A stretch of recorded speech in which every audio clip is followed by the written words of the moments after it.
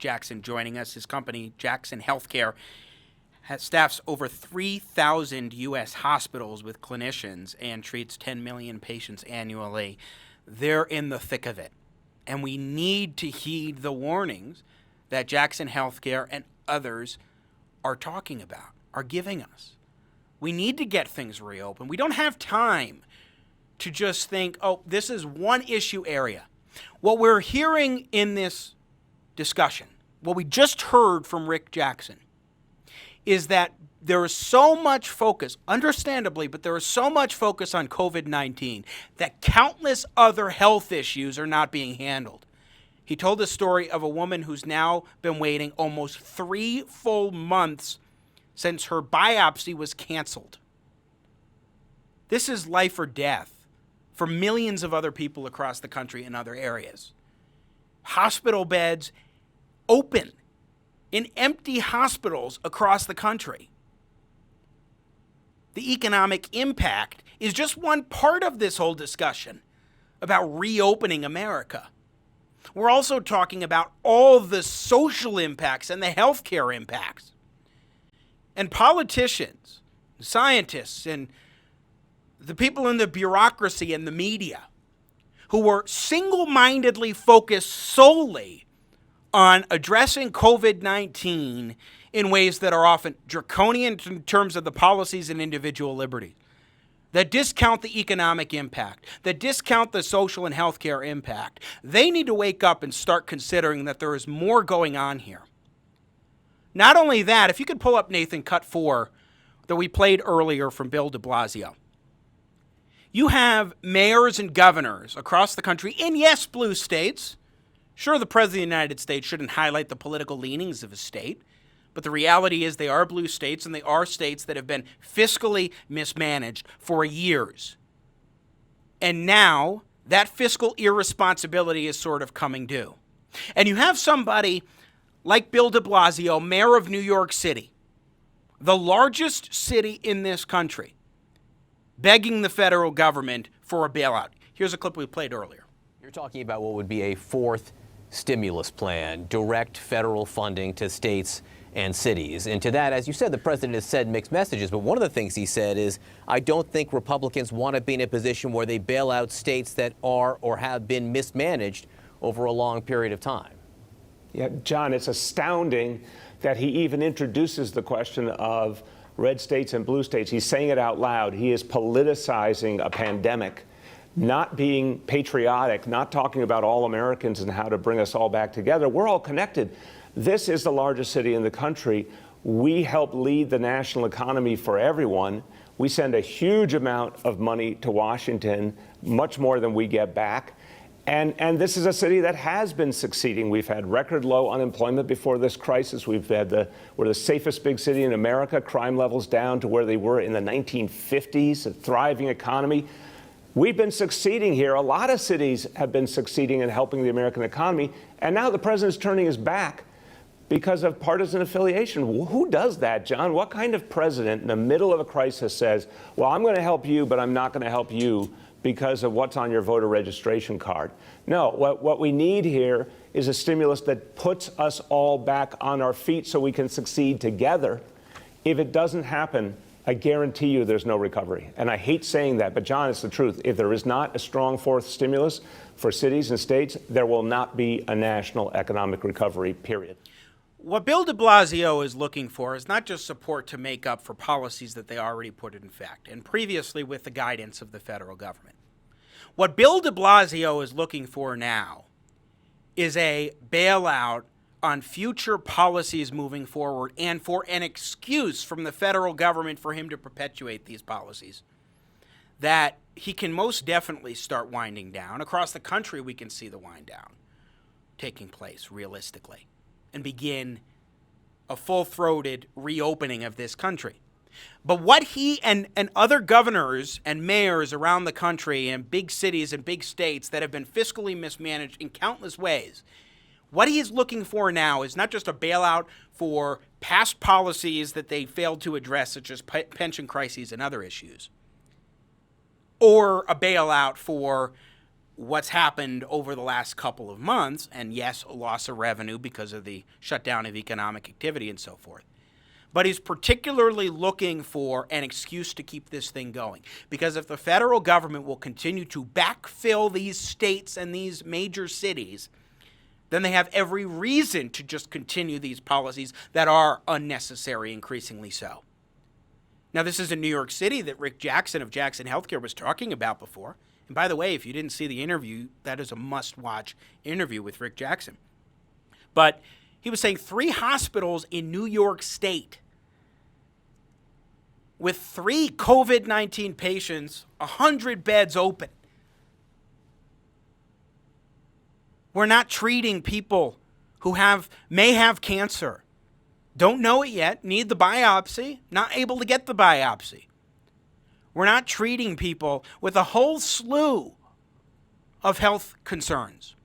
We're keeping people locked up in their homes, where they may be in more abusive situations, where they may be not wanting to go to a physician for a serious issue, maybe heart issues, because of fear of getting COVID-19, when in reality, most hospitals don't have many COVID-19 patients, but they are in fear of going to get that care. And because we talked about this with Charlie Katibi of Americans for Prosperity yesterday, because of all the red tape, it's hard for people in state after state to access healthcare services through telemedicine. Those reforms need to be fixed. Again, if there's any lesson we learn from this crisis, it is that government is getting in the way far too much of healthcare providers from being able to do what they do best. Literally getting in the way right now by saying, no, you can't do that. You can't do a biopsy for someone who might have cancer. And the list goes on for other issues that they may have. You can't do that, but there's also red tape making it difficult for things like telehealth services across the country, and for physicians to be able to practice across state lines and what have you. These are things we need to address. And the FDA, we talked about a little bit with Boz O'Boz before. The Food and Drug Administration is getting in the way all too often of patients being able to access medical treatments that could be life-saving. The FDA has a role to play with safety. Is this drug safe? Yes, okay, do what you want. Off-label use is fine. Hydroxychloroquine, tremendous benefits being seen. The media, politicians, trying to discredit it for their own motivations. Then there is remdesivir. Remdesivir, promising treatment as well. We talked about that last week with Dr. Dennis Durrell, hospitalist. That's holding tremendous promise. And they're talking about that one. Good. But the problems that we're facing right now are much more about government getting in the way of innovation and patient freedom and economic growth and prosperity, and the potential for individuals to make their own lives better. Yes, it's absolutely time to reopen America. We need to take precautions, sure, for a virus that has killed tens of thousands of Americans. But the idea that these policies are justified by the data at this point is just not there. The support is just not there anymore. I said here in Colorado, for example, April 30th, fine. Do the month of April, do the shutdowns. I wish we hadn't. I didn't think we should have. I thought other policies in Colorado were in place prior to the shutdown that made sense. Now the reopening has been starting, slowly but surely. Fine, you had your month of April. We flattened the curve.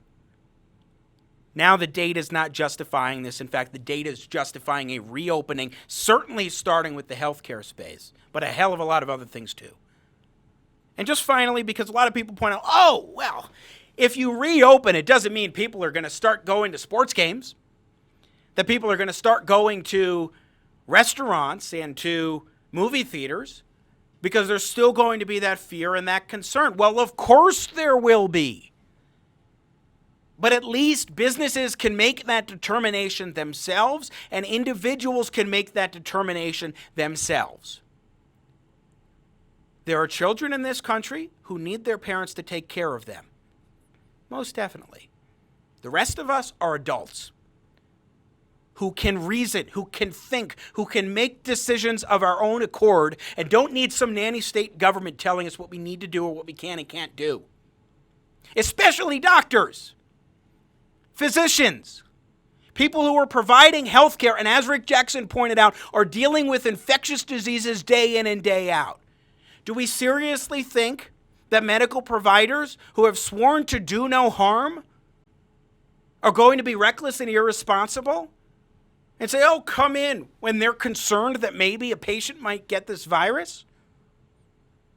Yes, they have financial concerns, but they also have a duty and a responsibility to provide care to their patients. Good quality care, and they know that. That's what they're in the business of doing.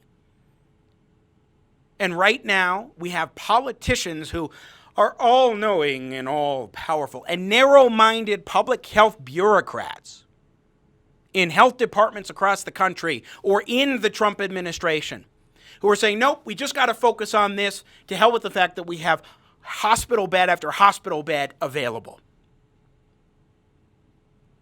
I'm hardly even talking about the jobs and economic impact, but much more focusing here on the social impact and the health impact. The more the time has progressed, the more I've seen the data, the more I've seen these debates, the more I've seen Bill de Blasio and Chris Cuomo and the mayor of Chicago and Neil Ferguson, the guy who is probably more than anybody else responsible for these shutdowns, buck the shutdowns and say, I'm not going to follow my own guidance. Instead, I'm going to do what I want to do because, hey, I'm in charge. I make the rules, and I can do what I want to do here. I don't care if the people have to follow these rules and stay home. I'm going to do what I want to do. The more I see all of those things, the more I see people who are finding their businesses, their livelihood shut down, and potentially indefinitely, the more sick and tired of this shutdown, the more passionately I become about reopening. The date is there to reopen. The economy needs it. People need it. Lives and livelihoods need it. Both lives, saving lives and saving livelihoods, need it. It's time to get things going again. In fact, it's past time. You just watched a clip from Jimmy at the Crossroads. Don't miss more engaging, intelligent talk. Subscribe to the Jimmy at the Crossroads YouTube channel today. You want to catch our live show. And I love your support. I got Jimmy at the Crossroads, making sense out of no sense.